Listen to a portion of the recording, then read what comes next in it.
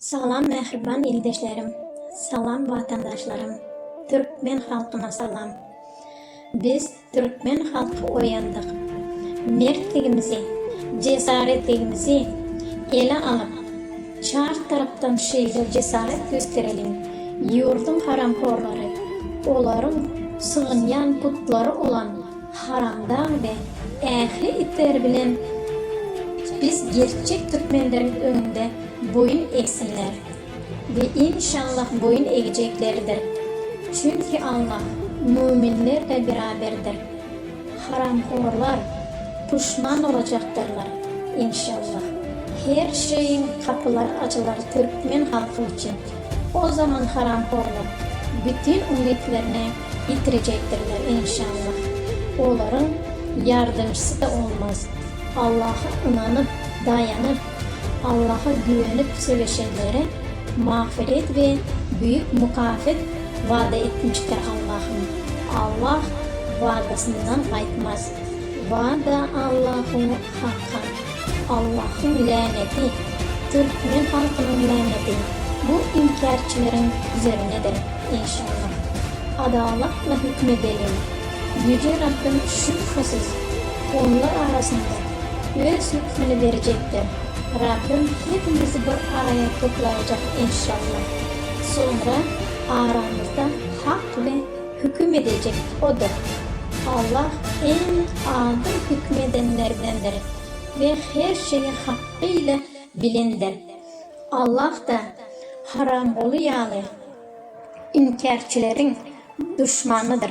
İşte Allah'ın laneti böyle inkarçılarıdır. Onlara rahatsız bir azap vardır inşallah.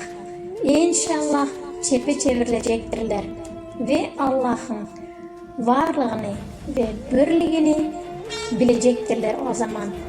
Allah'ın, meleklerin ve tüm Türkmen halkının laneti haramhor ve onun leşkerlerinin üzerinedir.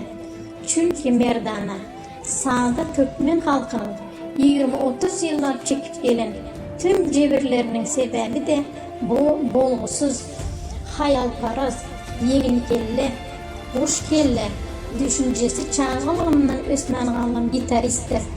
Allah haramolu yağlı, halkımı ey derin, halkımı ey derin diyen kasamda ve günahta ısrar eden kimseni sevmez.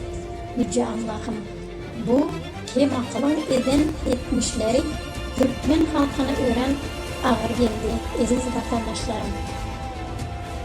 Sen bize rahmeyle Allah'ım. Kan sorucu diktatörün karşılığına bize yardım ver Allah'ım. Bize güç ve kuvvet ver Allah'ım. Bize yeniş ver Allah'ım. Allah'ım bizim bir neçe yıl çeken cevirlerimiz, sabırlarımızın övezini Türkmen halkını İnşallah mükafatlandırır. Haramhorun leşkerleri bilen cehenneme olara mihmanhana hükmünde hazırladığını Kur'an-ı Kerim'in Kehf surasının 102. ayetinde anladık. Allah'ın emri mutlaka yerine gelecek yazılmış bir kaderdir. Allah dilediğini yardımı bilen destekler. Elbette bunda söveşin, güreşin, Türkmen liderlerine, Türkmen eyelerine büyük bir sapak vardır. Allah kullarını çok iyi görür. Haramda yağlı, hacı barıp, ondan sonra başaran kalıplıklarını, yiyen hakları ve eden günahları için Allah onun leşkerleri bilen cehennemde bir araya getirecektir inşallah. Onlar Allah'ı unutup ayetlerini inkar edip Allah'a da oyun etmeye kalkıştılar. İnşallah Allah'ım onların oyunlarını tezde, yakında başlarını çevirecektir. Allah biz Türkmen halkına yakında büyük mükafat verecektir. Allah şükredenlere, sabredenlere karşılığını verecektir inşallah. Çünkü Allah müminlerle beraberdir, sabredenlerle beraberdir. O haramhorun leşkerlerini hidayete erdirmez.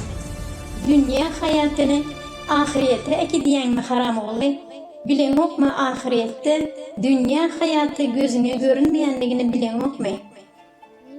Allah üstündür, hikmet sahibidir. Aziz ildeşlerim, biz haramdağın yurdumuzun baylığını, dargadışlarını gözümüz bilen gördük ve eşittik. Şu hak zatları görüp bilip, biz bir can, bir ten bolup göreşip, yeniş kazanmasak, o zaman biz cesettiriz. Oğuzhan Korkut neslide değiliz. Erterki günümüz, bugünümüzden daha perişan olar aziz izleşlerim. Onun için Türkmen adını, Türkmenin baydığını bilendi kaldıralım. Dünya bilsin Türkmen halkının haramdağı ağdaranını, haramdağı güm edenimizi bütün dünya bilsin aziz izleşlerim. Sağ olun aziz vatandaşlar.